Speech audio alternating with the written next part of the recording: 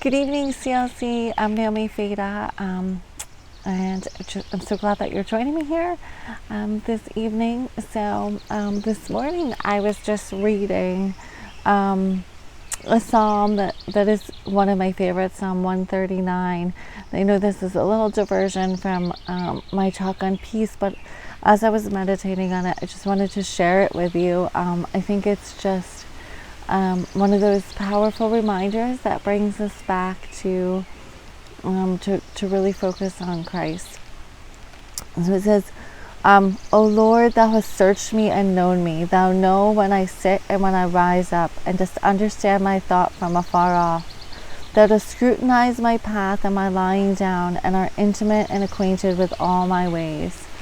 You know, when I read that, it's just this reminder that God knows. He knows every detail of our lives, and He knows what's going on. So whatever it is that you're going through, you know that when I'm going through stuff, it's that He's there with us in everything. And He goes on to say in verse 7, where can I go from thy spirit, or where can I flee from thy presence? If I ascend to heaven, thou art there. If I make my bed in Sheol, behold, thou art there. If I take the wings of the dawn, if I dwell in the remotest part of the sea, even there thy hand will lead me, and thy right hand will lay hold of me. If I say, surely the darkness will overwhelm me, and the light will become night around me, but the darkness is not dark to thee, and the night is as bright as the day. Darkness and light are alike to thee. And you know, just thinking about our lives, there's times where, right, we feel far from God. I'm sure that we've all been there, or we feel like the circumstances in our life aren't pleasant, they feel dark, whatever it might be. And this is just that reminder that the darkest times aren't dark to God. You know, He does have a plan, He does have a purpose of where He's taking us and what He's doing through this. And not to give up and not to run away from Him, you know, because part of it is that there are times when we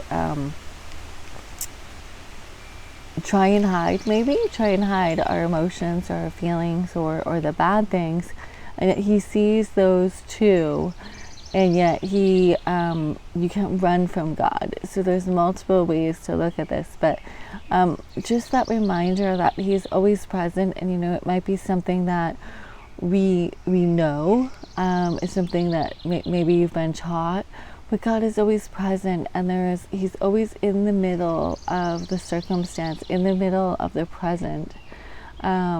You know, He is a God who is with us. He's always with us, and He goes through the journeys with us. And maybe it's that He's teaching us something, or maybe it's that we're just learning to trust that He is carrying us, and to lean on His strength in that time.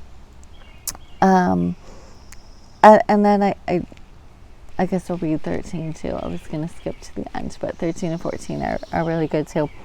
So this is in verse 13. Thou did form my inner parts. Thou did weave me in my mother's womb. And I will give thanks to thee, for I am fearfully and wonderfully made. Wonderful are thy works, and my soul knows it very well.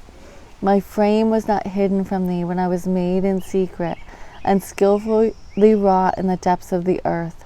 Thine eyes have seen my unformed substance, and in thy book they were all written, the days that were ordained for me, when as yet there were none of them. And thinking about that, you know, even our lives, the purpose that God has, He started out with a plan for you. He knit you together. He formed you at conception, and He had a plan for you specifically. And never forget that, because you're important to God. You matter to the kingdom of God. You matter in the world around you, whether it's just someone that you're speaking to today, an act of kindness. Maybe it's just being Christ to someone, letting Him fill you and being that example to the world.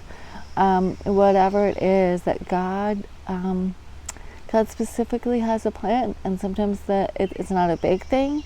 It's just the little things that you do that are helping to change the lives of those around you, that are helping to draw people closer to Christ. Maybe there's times when we overlook that it is the everyday that matters.